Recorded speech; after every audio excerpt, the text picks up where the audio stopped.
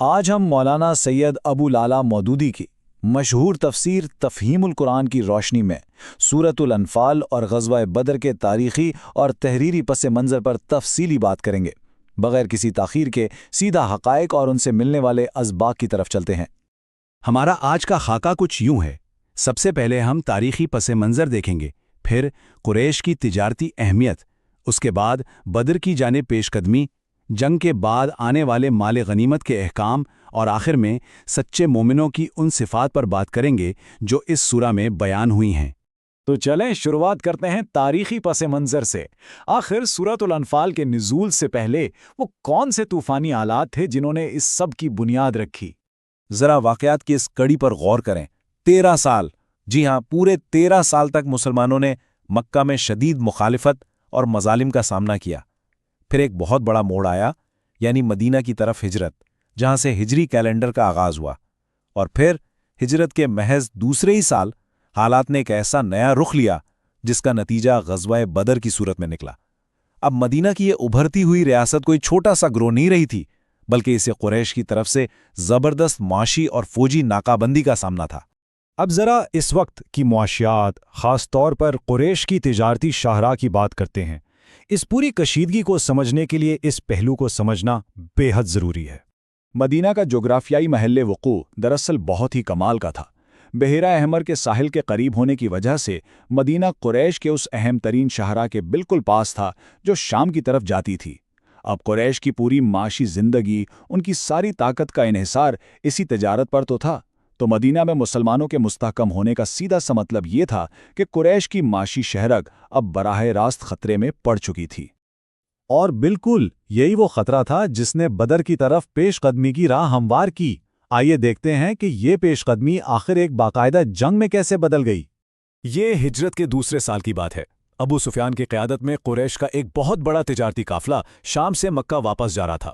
مسلمانوں کی ایک چھوٹی سی جماعت مدینہ سے اس قافلے کو روکنے کے لیے نکلی، لیکن بدر کے مقام پر پہنچ کر صورتحال نے بالکل ہی پلٹا کھا لیا۔ قافلے کو بچانے کے لیے مکہ سے ایک بہت بڑا لشکر آ پہنچا، اور اب مقابلہ محض ایک تجارتی قافلے سے نہیں تھا، بلکہ ایک پوری طرح لیس فوج سے تھا۔ دونوں افواج کا موازنہ کریں تو حیرت ہوتی ہے۔ ایک طرف قریش کا لشکر ہے جس میں تقریباً 1000 جنگجو ہیں، 600 کے پاس زرے ہیں، 100 گھوڑے ہیں، اور دوسری طرف مسلمانوں کی نفری صرف 313۔ لڑنے کا کوئی خاص سامان نہیں، بس 2 گھوڑے اور 70 اونٹ۔ یہ مادی اور عددی فرق صاف بتا رہا تھا کہ یہ کوئی عام سی جھڑپ نہیں، بلکہ آر یا پار کی، یعنی بقا کی جنگ تھی۔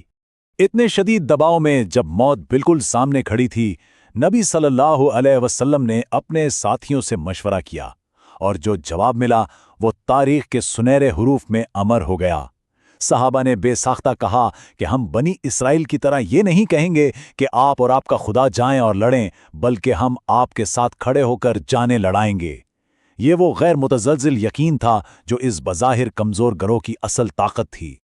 اور پھر اس عزم کا جو نتیجہ نکلا وہ واقعی غیر معمولی تھا۔ بدر کی فتح، اس فتح نے تاریخ کا دھارا ہی بدل کر رکھ دیا۔ قریش کے 70 بڑے سردار مارے گئے، 70 قیدی بنا لیے گئے۔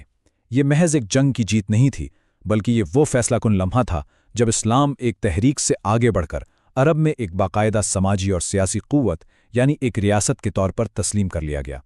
تو اس عظیم فتح کے بعد کیا ہوا؟ آئیے اب ہم مال غنیمت کے احکام کی طرف چلتے ہیں اور دیکھتے ہیں کہ یہ فتح سورۃ الانفال کے متن کی بنیاد کیسے بنتی ہے۔ جنگ کے فوراً بعد جو سب سے پہلا مسئلہ کھڑا ہوا وہ اسی مال کا تھا۔ یہاں ہمیں انفال کا مطلب سمجھنا ہوگا۔ یہ لفظ نفل سے نکلا ہے، جس کا سیدھا سا مطلب ہے اضافی عطا یا انعام۔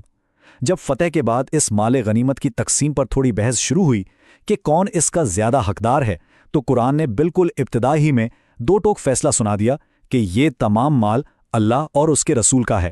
اس ایک اعلان نے سوچنے کا پورا زاویہ ہی بدل دیا۔ اب سوچنے کی بات یہ ہے کہ آخر یہ اختیار اللہ اور اس کے رسول کے حوالے کیوں کیا گیا؟ دراصل اس کی سب سے بڑی وجہ انفرادیت اور لالچ کو جڑ سے اکھاڑنا تھا۔ پرانے وقتوں میں جنگیں اکثر لوٹ مار اور ذاتی مفاد کے لیے لڑی جاتی تھیں، ہے نا؟ لیکن اس حکم نے واضح کر دیا کہ جنگ صرف اعلیٰ اخلاقی مقاصد کے لیے ہوگی۔ مال غنیمت ایک بونس تو ہو سکتا ہے، لیکن یہ جنگ کا مقصد ہرگز نہیں ہو سکتا۔ اس ایک اصول نے مادی لالچ کو ختم کر کے ایک بکھرے ہوئے گروہ کو ایک بااصول قوم میں بدل دیا۔ اور جب دلوں سے اس ظاہری مال و اسباب کی محبت کو نکال دیا گیا تو پھر بات آئی سچے مومنوں کی صفات کی۔ سورہ کا رخ اب اندرونی اور روحانی نظم و ضبط کی طرف مڑ گیا۔ اب اگر ہم قرآنی آیات پر غور کریں تو مال غنیمت کے ذکر کے فوراً بعد اللہ تعالیٰ نے اس بات کا قطعی معیار مقرر کر دیا ہے کہ حقیقت میں اللہ کی رضا کا مستحق کون ہے۔ یہ صرف ظاہری اعمال کی بات نہیں ہو رہی بلکہ دل کی اصل کیفیت کی بات ہو رہی ہے۔